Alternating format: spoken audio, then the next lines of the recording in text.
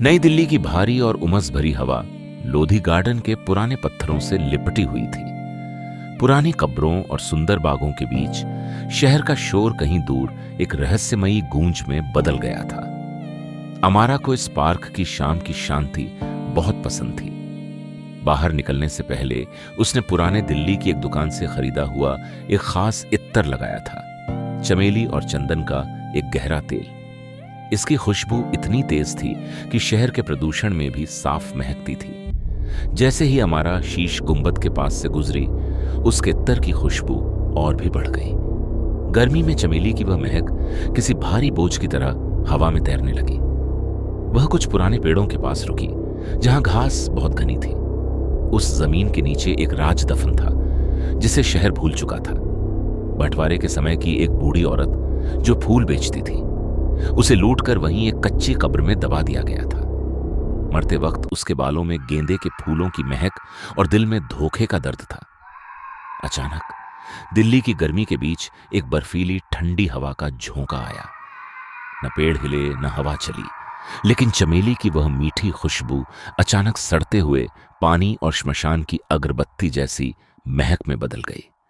हल्का सा साया अमारा की आंखों के सामने से गुजरा। पुरानी कब्रों की परछाई और चांदनी के बीच एक फटी हुई साड़ी में झुकी हुई आकृति दिखाई दी। जब अमारा ग्रेटर कैलाश स्थित अपने घर लौटी, तो वह रूह उसके पीछे पीछे आ गई। वह रूह चिल्लाई नहीं, बस गहरी सांसें लेने लगी। अमारा जब भी रात को सोकर उठती, वह रूह उसके चेहरे के बिल्कुल पास होती।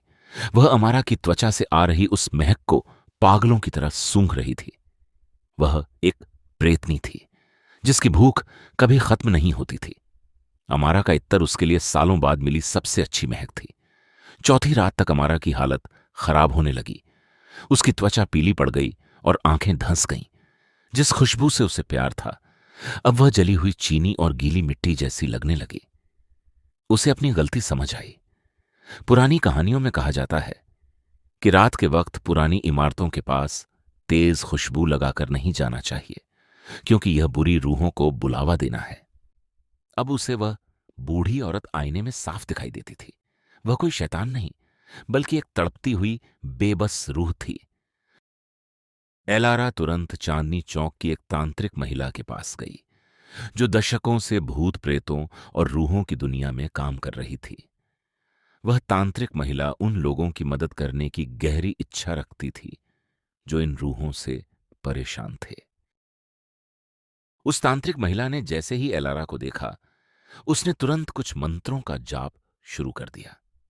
अचानक एक बूढ़ी औरत के रोने की गहरी और दर्द भरी आवाज सुनाई दी, और एलारा ने तांत्रिक के आईने में एक बूढ़ी औरत की धुंधली सी परछाई देखी। वह बूढ़ी औरत एलारा की पीठ पर चढ़ी हुई थी और उसे कसकर पकड़ रखा था। वह वहां से हटने को तैयार नहीं थी और बहुत गुस्से में तांत्रिक की ओर देख रही थी। हकीम की सलाह पर अमारा नियम और हल्दी के पानी से नहाई। उसकी कड़वाहट उस रूह की मीठी भूख के खिलाफ एक ढाल बन गई। वह फिर से लोधी गार्डन की उसी जगह गई। उसके हाथ में इत्तर की शीशी और ताजा गेंदे के फूलों की माला थी। यह आपके लिए है, अमारा कांपती आवाज में बुदबुदाई। उसने इत्तर की पूरी शीशी उस पुराने पेड़ की जड़ों में उड़ेल दी और ऊपर से गेंदे के फूल रख दिए। जैसे ही तेज खुशबू हवा में फैली, वह रूह वहां प्रकट हुई। उसकी सूखी आंखों में अब एक सुकून था। वह घुटनों के बल बैठ गई और अपनी रूहानी हाथों से उस महक को समेटने लगी। अंत में उसे उस बाग में शांति मिल गई, जहां उसे दफनाया गया था। अमारा धीरे धीरे पीछे हट गई। नीम की कड़वी महक अब उसकी रक्षा कर रही थी। उस दिन के बाद उसने फिर कभी पार्क में इत्तर नहीं लगाया। अब उसे दिल्ली की सूखी धूल की महक ज्यादा पसंद थी। वह महक जो सिर्फ जिंदा लोगों के लिए होती है।